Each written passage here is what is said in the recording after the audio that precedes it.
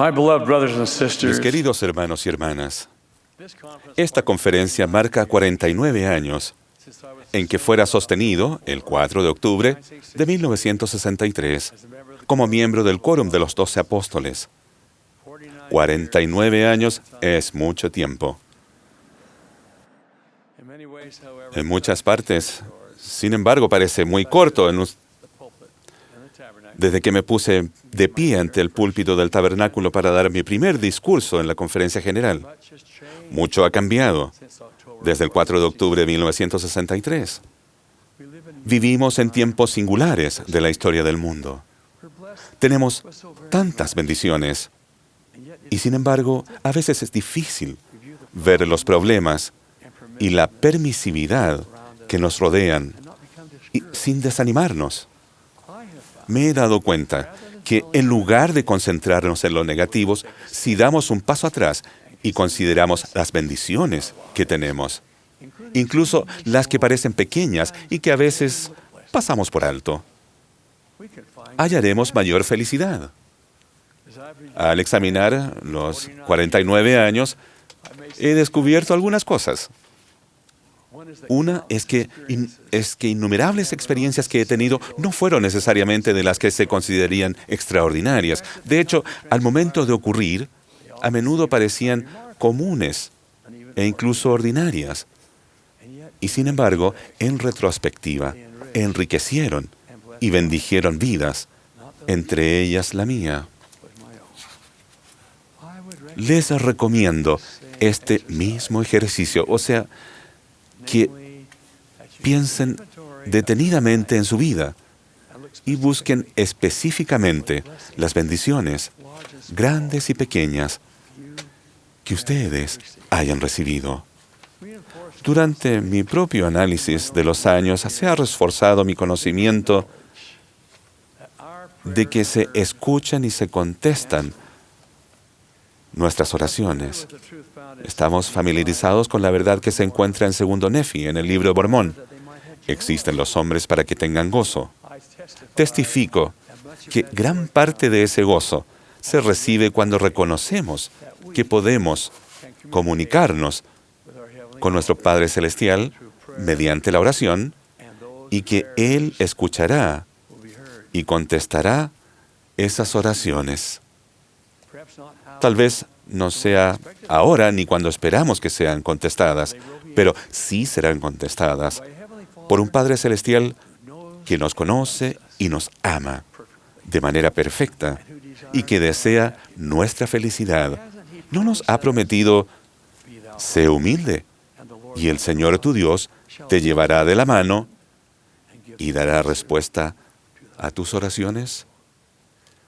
Durante los pocos minutos que tengo, quiero compartir con ustedes una pequeña muestra de las experiencias que he tenido en las que se escucharon y contestaron oraciones y que en retrospectiva me bendijeron a mí y a otros también. Valiéndome del diario que he llevado todos estos años, he podido proporcionar algunos detalles que de otra forma probablemente no habría podido recordar. A principios de 1965, se me asignó asistir a conferencias de estaca y realizar otras reuniones en el área del Pacífico Sur. Era mi primera visita a esa región del mundo y fue una época inolvidable.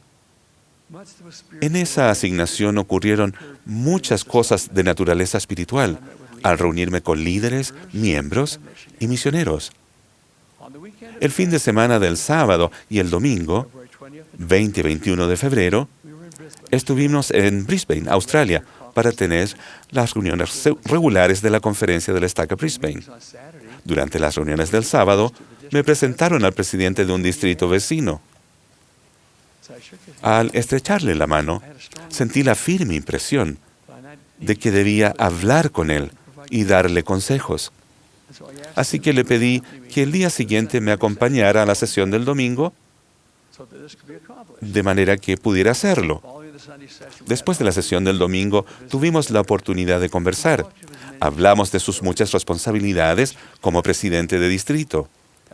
Y al hacerlo, me sentí inspirado a ofrecerle sugerencias específicas respecto a la obra misional y cómo él y sus miembros podían ayudar a los misioneros regulares en sus labores en el área que le correspondía. Después supe que él había estado orando para pedir guía en cuanto a este tema. Para él, nuestra conversación fue un testimonio especial de que sus oraciones habían sido escuchadas y contestadas. En apariencia, esa reunión fue algo común y corriente, pero estoy convencido de que fue dirigida por el Espíritu y tuvo un impacto en la vida y servicio de ese presidente de distrito, en sus miembros y en el éxito de los misioneros en esa área. Mis hermanos y hermanas, los propósitos del Señor a menudo se logran cuando hacemos caso a la guía del Espíritu. Yo pienso que entre más actuamos en base a la inspiración y las impresiones que recibimos, más nos confiará el Señor sus asuntos. He aprendido, como mencioné en mensajes anteriores, a nunca posponer lo que me siento inspirado a hacer. En una ocasión, hace muchos años, hacía ejercicio acuático en el viejo gimnasio de Seret en Salt Lake City, cuando sentí la inspiración de ir al Hospital University para visitar a un buen amigo, que debido a cáncer y cirugía había perdido el uso de las piernas. Inmediatamente salí de la piscina, me vestí y en corto tiempo ya estaba en camino para ver a ese buen hombre. Cuando llegué a su habitación, la encontré vacía. Tras preguntar, me dijeron que probablemente lo encontraría en la piscina del hospital, un área que se usaba para la terapia física. Y así fue. Él se había dirigido a ese lugar en su silla de ruedas y era la única persona en el lugar. Estaba en el otro extremo de la piscina, cerca de la parte más profunda. Lo llamé y él se acercó en la silla de ruedas para saludarme. Tuvimos una excelente conversación y lo acompañé de regreso a su habitación, en donde le di una bendición. Más adelante, mi amigo me informó que ese día había estado totalmente abatido y que había considerado quitarse la vida. Había orado pidiendo alivio, pero comenzó a sentir que no recibía respuesta a sus oraciones. Fue a la piscina, pensando que una forma de poner fin a su infelicidad sería empujar la silla de ruedas en la parte honda de la piscina. Yo había llegado en el momento crítico, como respuesta a lo que sé que fue la inspiración del cielo. Mi amigo logró vivir muchos años más, años llenos de felicidad y gratitud.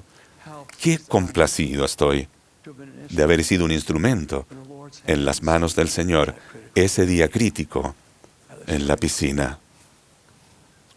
En otra ocasión, al manejar con mi esposa hacia casa, después de visitar a unos amigos, sentí la impresión de que debíamos ir a la ciudad, a muchos kilómetros de distancia, para visitar a una anciana viuda que había vivido en nuestro barrio. Se llamaba Zella Thomas, quien en ese entonces vivía en un asilo para ancianos. Esa tarde la encontramos muy frágil, pero acostada pacíficamente en su cama. Zella había estado ciega por mucho tiempo, pero de inmediato reconoció nuestras voces. Pidió que le diera una bendición y añadió que estaba preparada para morir si el Señor quería que regresara a casa. En la habitación había un dulce espíritu de paz y todos sabíamos que el tiempo que le quedaba en la vida mortal sería breve.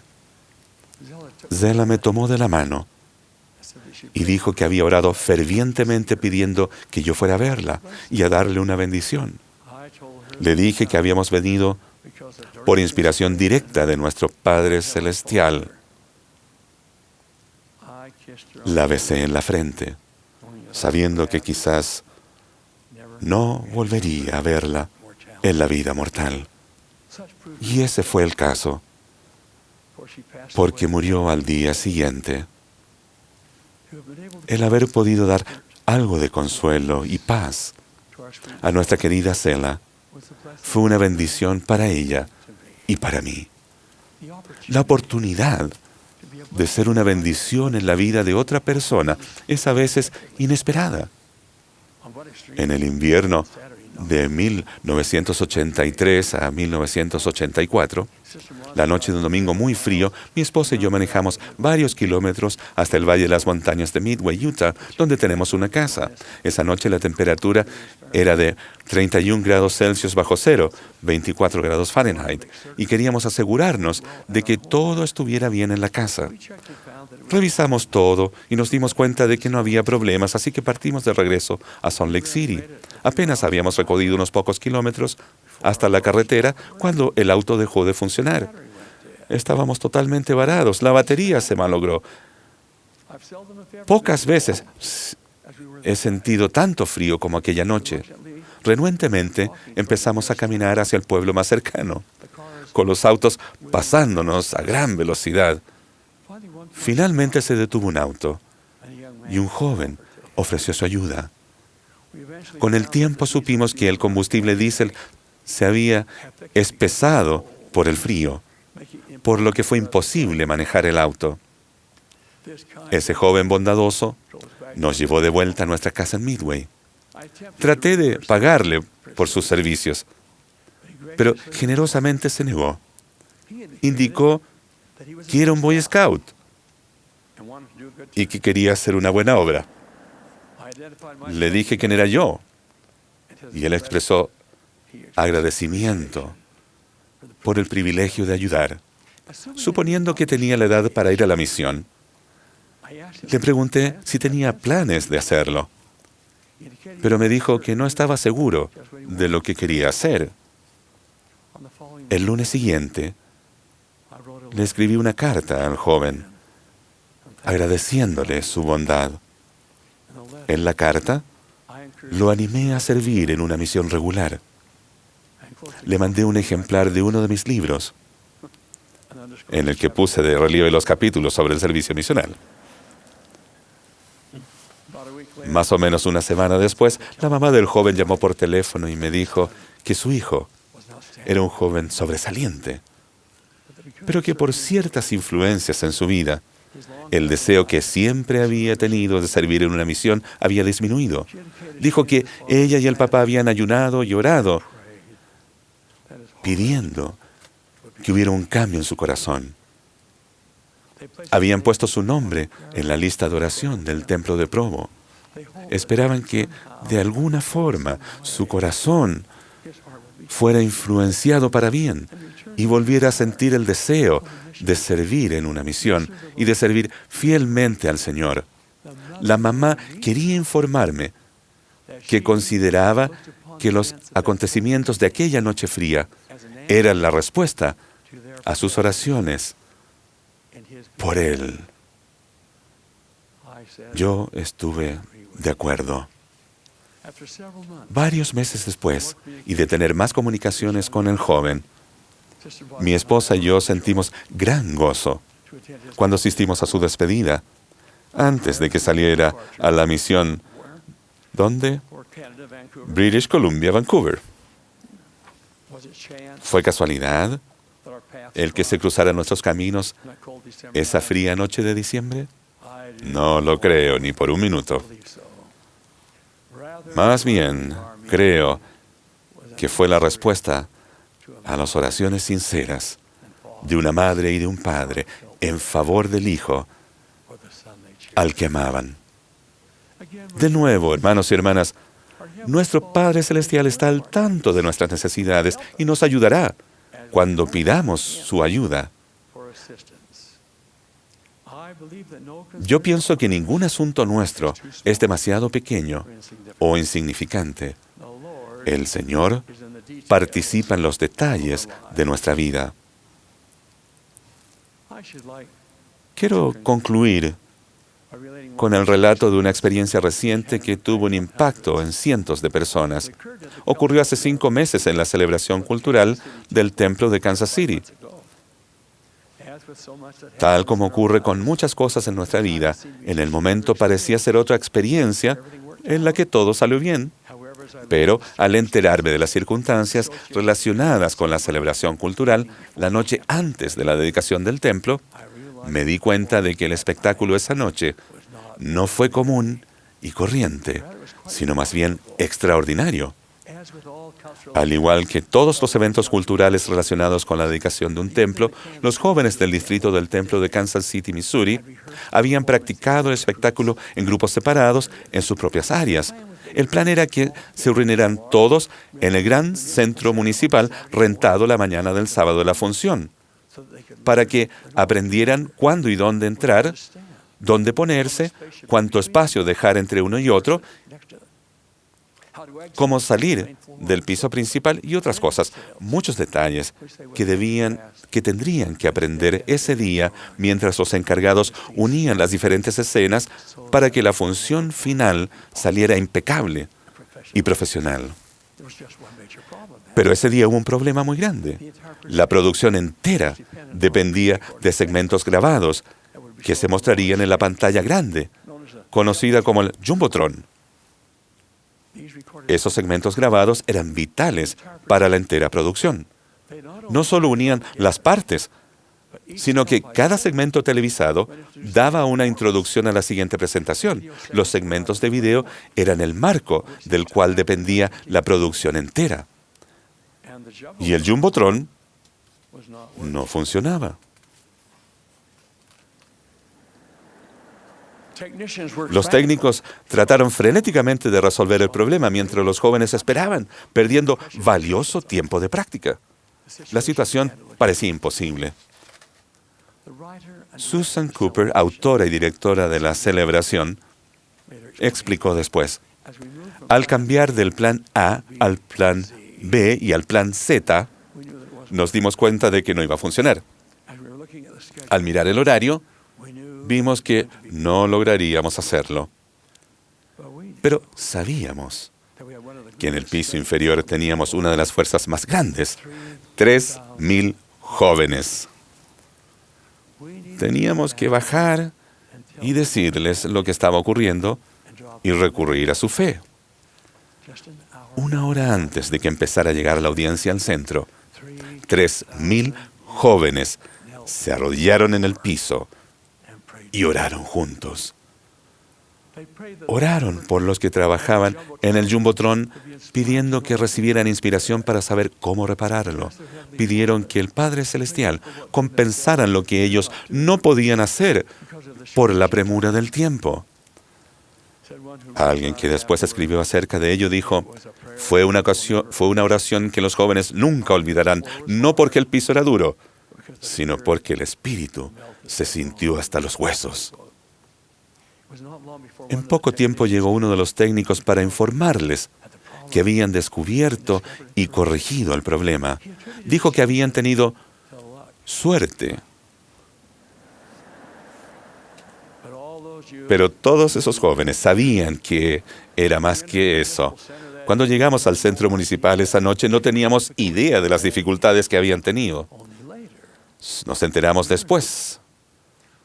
Sin embargo, fuimos testigos de una producción hermosa e impecable, una de las mejores que he visto. Los jóvenes irradiaban un espíritu glorioso y poderoso que todos los presentes pudieron percibir. Parecían saber exactamente dónde entrar, dónde ponerse y cómo interactuar con los demás artistas que los rodeaban. Cuando supe que habían practicado poco y que el grupo entero no había podido practicar muchos de los números, quedé asombrado. Nadie lo hubiera sabido. El Señor, en verdad, había compensado las diferencias. Nunca deja de asombrarme cómo el Señor puede motivar y dirigir cada parte de su reino y aún así tener tiempo para dar inspiración respecto a una persona o una celebración cultural o un Jumbotron. de el hecho de que puede hacerlo y que lo hace, es un testimonio para mí. Mis hermanos y hermanas, el Señor participa en la vida de todos nosotros. Él desea bendecirnos, desea que pidamos su ayuda. Conforme Él nos guíe y nos dirija y escuche y conteste nuestras oraciones, hallaremos aquí y ahora la felicidad que Él desea para nosotros. Que seamos conscientes de sus bendiciones en nuestra vida. Yo lo ruego en el nombre de Jesucristo, nuestro Salvador. Amén.